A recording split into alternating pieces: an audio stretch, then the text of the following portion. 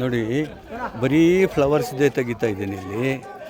ಏನು ಫ್ಲವರ್ಸ್ ಇದೆ ಅಂದರೆ, ಓ ಮೈ god.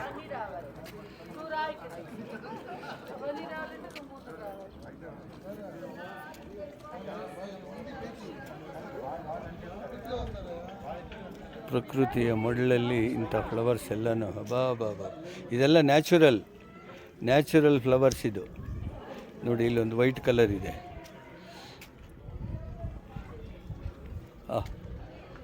Well maintained, super maintenance.